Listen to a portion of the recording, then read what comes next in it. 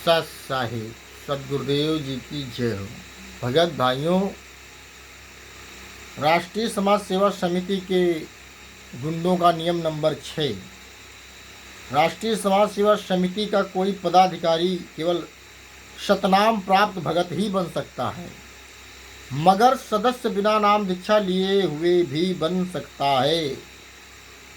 राष्ट्रीय समाज सेवा समिति का अगर कोई पद चाहिए था किसी को, तो व्यक्ति को शतनाम प्राप्त जरूर होना चाहिए था। बगैर शतनाम प्राप्त के आपको किसी भी प्रकार का पद नहीं दिया जाएगा, लेकिन सदस्यता आपको बिना नाम दीक्षा लिए भी मिल सकती है। हजारों की संख्या में संत रामपाल जी महाराज जी के शिष्य होने की आवश्यकता नहीं है आपको, लेकिन आपको अगर सदस्य बनना है तो बना लिया जाएगा, चाहे आपको आप चाहे नाम दीक्षा लो संत रामपाल जी महाराज के नाम की, या चाहे मत लीजिए। इसी तरह से इन लोगों ने फर्जीवाड़ा करके, इन गुंडों ने 18/11/2014 को 5 महिलाएं एक बच्चे की हत्या करने में हजारों लोगों को, जो संत रामपाल जी महाराज जी के शिष्य नहीं थे, उनको सदस्य बना करके, काले कपड़े पहना करके ब्लैक कमांडो बना दिया गया।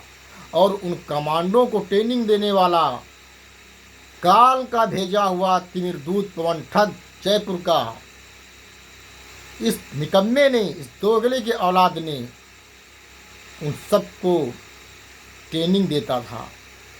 60 कमांडोज का ये सीनियर कमांडो पवन ठग और इसका सहयोगी संजय ठग, जो आज वर्तमान में गुरु बन बैठा है, संजय उर्फ नकली नानक, अपने आप को नानक जी की आत्मा कहता है कि मैं नानक की आत्मा हूँ, और हराम का खा रहा है संगत के दान पर 10वां अंश का पैसा, जैसे पवन ठग खा रहा है भोग भंडारे के नाम से। अरे निकम्मे, परमात्मा तुम जैसे लोगों को कभी माफ नहीं करेंगे, तुम जैसे नीचों को। शर्म नहीं आती? अगर तुम निकम्मों चाह लो ना, तो कल संत रामपाल जी महाराज जी जेल से रिहा हो सकते हैं। अरे पवन ठग नीच, तू सतलोक आश्रम का जो घटना हुआ वहाँ का तू प्रत्यक्ष गवाह है, प्रत्यक्ष।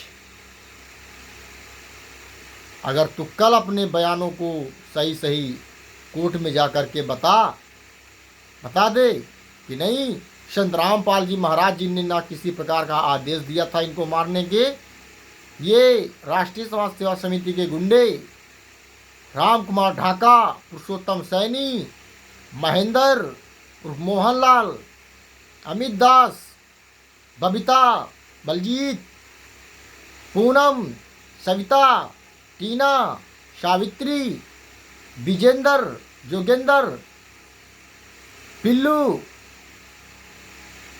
सोनू दास आदि आदि लोगों ने 5 महिलाएं एक बच्चे की हत्या की।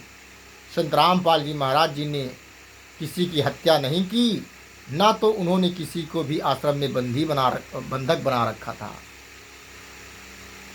लेकिन तुम नीच कहीं के ऐसा करने वाले नहीं हो।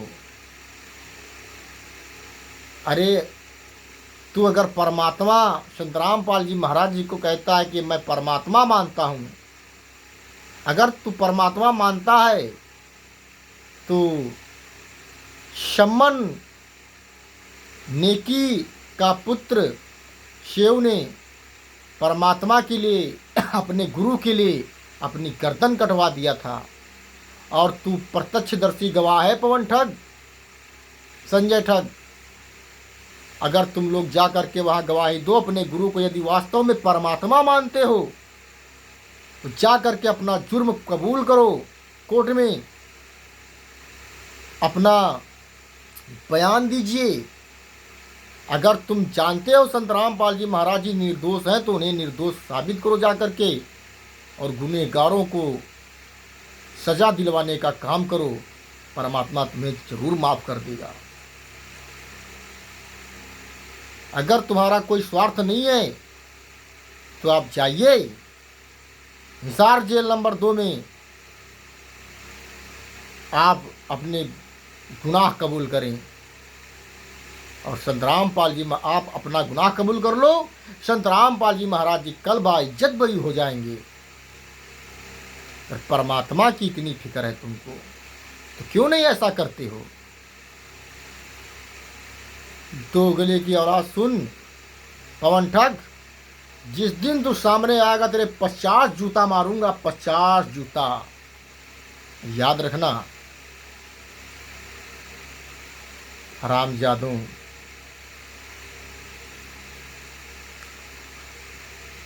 राष्ट्रीय समाज सेवा नियम नंबर 7, यदि राष्ट्रीय समाज सेवा समिति का कोई पदाधिकारी समिति के नियमों का पालन नहीं करता है या मर जाने से उसकी जगह खाली पड़ी रहती है तो उसके स्थान पर नए पदाधिकारी का चुनाव निर्वाचन या सर्वसम्मति द्वारा कर लिया जा सकेगा।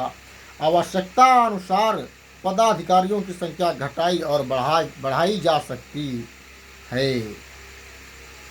फर्जी वाले काम को करने के लिए लोग इस तरह के कार्य आवश्यकता अनुसार अपना घटाते बढ़ाते रहेंगे, काम करते रहेंगे अपने हिसाब से, क्योंकि इन्होंने अपने हिसाब से अपनी मर्जी से संत रामपाल जी महाराज जी को षड्यंत्र के तहत फंसाने के लिए 14/8/2010 को रोहतक के मानसरोवर पार्क हरियाणा में इस आरएसएस समिति का गठन किया था रंधावा खत्री के गुंडों ने। नियम नंबर 8, यदि संत रामपाल जी महाराज को झूठे केसों में फंसाया जाता है या ऐसी कुचेष्टा की जाती है तो गुरु जी तक उसे पहुंचने से पहले समिति के लाखों सदस्य कुर्बानी देने से पीछे नहीं हटेंगे। संत रामपाल जी महाराज जी को झूठे केसों में फंसाया जाता है या ऐसी कुचेष्टा की जाती है तो गुरु जी तक उसे पहुंचने से पहले समिति के लाखों सदस्य कुर्बानी देने से पीछे नहीं हटेंगे। लाखों सदस्य, समिति के सदस्य, पदाधिकारीगण, सदस्य जो नाम दीक्षा भी नहीं लिए हैं, वो यानी फर्जी लोग अपनी कुर्बानी देने से पीछे नहीं हटेंगे। इस तरह के गुंडों को इस तरह से फर्जी वाड़ा करके उनको पुलिस के सामने, प्रशासन के सामने पेश नहीं होने दिया इन गुंडों ने कि वो अपनी बात रख सकें। इस तरह से इन लोगों ने बड़ी ही घटिया कर्म करके गुरु जी को आजीवन कारावास की सजा कराई। भगत भाइयों, इसीलिए कहता हूँ ये पुस्तक षड्यंत्र का, ज्ञान अमृतम षड्यंत्र का विस्तृत पुस्तक एक हाथ में रखो और दूसरे हाथ में ये जूता रखो।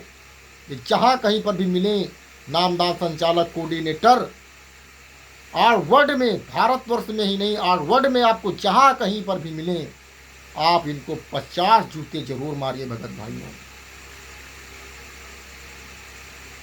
रामखोर राष्ट्रीय समाज सेवा समिति के गुंडों,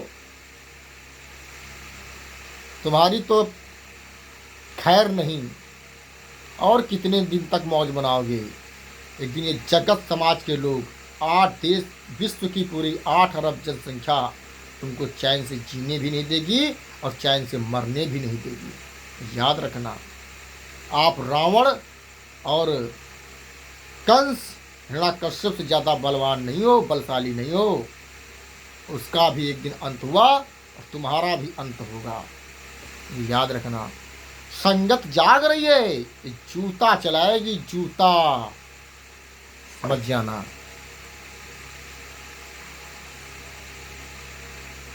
नियम नंबर 9, पूर्व के न्यायालयों में चल रहे झूठे मुकदमों में संत रामपाल जी महाराज को कोर्ट में उपस्थित होना पड़ा तो समिति के लाखों सदस्य संत रामपाल जी महाराज की सुरक्षा में कोर्ट में पहुंचेंगे।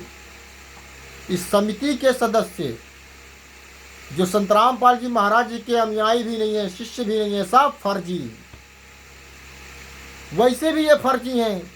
संतराम पाल जी महाराज जी ने आज तक इनको किसी को भी नाम दीक्षा नहीं दी। संतराम पाल जी महाराज जी को हाईजैक करके डीवीडी के द्वारा नाम दीक्षा दी जा रही है आज सन 2008 से लेकर वर्तमान समय तक।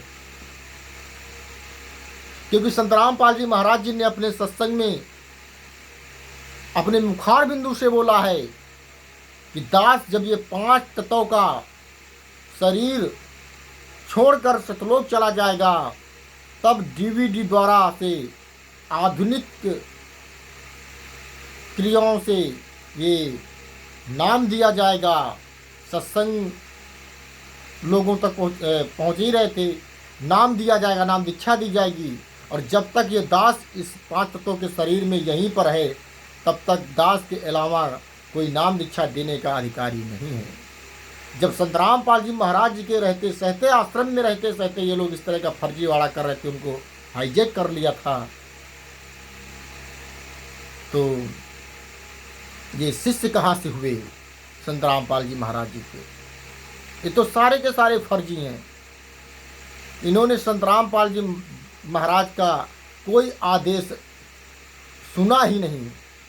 संतराम पाल जी महाराज जी ने किसी भी तरह का इस तरह का आदेश दिया ही नहीं कि आपको कोर्ट में पहुंचना है, वहां जाना है लाखों की संख्या में, या पुलिस प्रशासन को हम तक नहीं पहुंचने देना है। इस तरह का किसी भी प्रकार का कोई आदेश संतराम पाल जी महाराज जी ने नहीं दिया। ये गुंडे संतराम पाल जी महाराज जी का नाम लेकर के उनके आड़ में आदेश देते थे। संतराम पाल जी महाराज जी का आदेश है ये ऐसा। इस तरह से इन लोगों ने भोली भाले भगत समाज के लोगों को टारगेट किया, अपना निशाना बनाया, संतराम पाल जी महाराज जी को फंसाने के लिए, अपने भौतिक सुख को भोगने के लिए। नियम नंबर 10, किसी भी न्यायालय द्वारा संतराम पाल जी महाराज जी पर लगे झूठे आरोपों के कारण अन्याय किया जाता है तो किसी भी कीमत पर अन्याय को सहन नहीं करेंगे और सब परिवार कुर्बानी के लिए तैयार रहेंगे। राष्ट्रीय समाज सेवा नियम नंबर 11, राष्ट्रीय समाज सेवा समिति किसी भी प्रकार के कार्य को करने के लिए संतराम पाल जी महाराज से दिशा निर्देश नहीं लेगी। अर्थात गुरु जी का कार्य केवल सदग्रंथ का अध्ययन करना एवं सत्संग प्रवचन करना तथा आने वाले लोगों को नाम दीक्षा देने तक ही रहेगा। संतराम पाल जी महाराज अन्य सभी प्रकार की जिम्मेदारियों से मुक्त रहेंगे।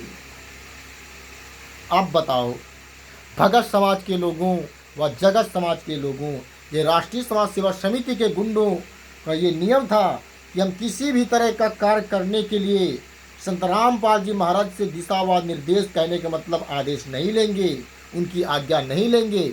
हम जो कुछ करेंगे अपनी मर्जी से करेंगे।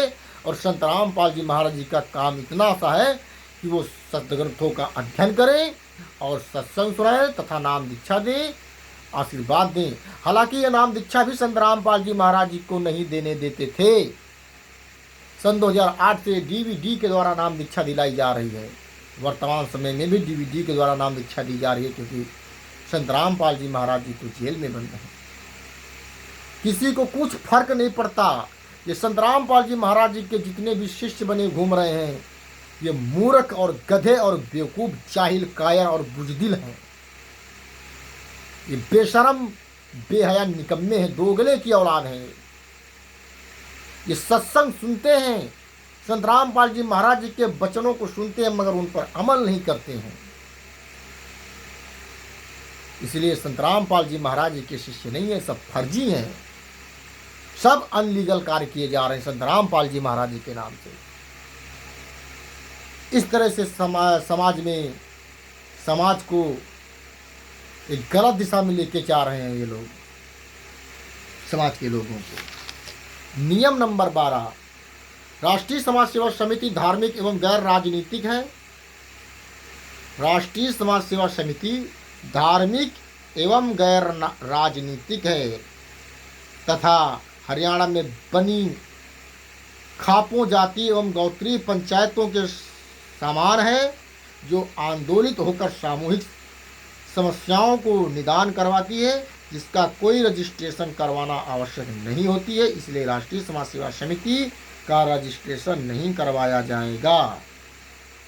इस प्रकार समिति का गठन कर एवं नियम संविधान बनाकर इस समिति के कार्यों को सुचारू रूप से चलाने के लिए सर्वसमिति से पदाधिकारियों का चयन किया गया है। चयन किए गए पदाधिकारियों का नाम व पता निम्नवत है। ये राष्ट्रीय समाज सेवा समिति का रजिस्ट्रेशन कुछ भी नहीं है, इसका रजिस्ट्रेशन नंबर भी कुछ भी नहीं है, अनलीगल है, गैर कानूनी है और इन गुंडों का काम है। ये प्रशासन कुछ सोचना चाहिए, देखना चाहिए। जब ये मीडिया वहाँ 18/11/2014 को जब आश्रम में इस तरह का माहौल बना हुआ था, तो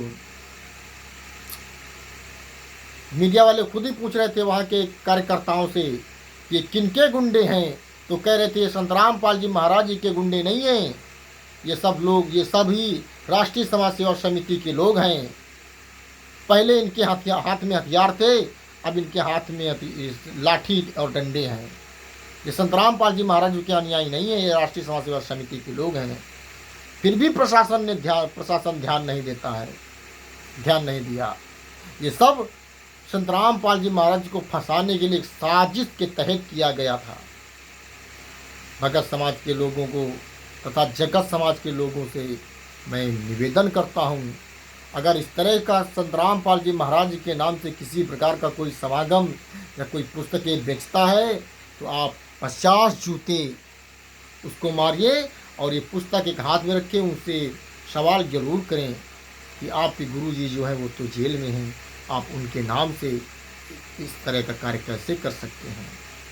अन्य भी धर्म गुरु के जो है कि जेल में धर्म गुरु, लेकिन उनके बच्चे इस तरह के उनके नाम से फर्जी पुस्तकें नहीं बेचते हैं और ना ही तो इस तरह के गलत कार्य करते हैं। सत साहेब सदगुरुदेव जी की जय हो। बंदी छोड़ सदगुरु रामपाल जी महाराज की जय हो।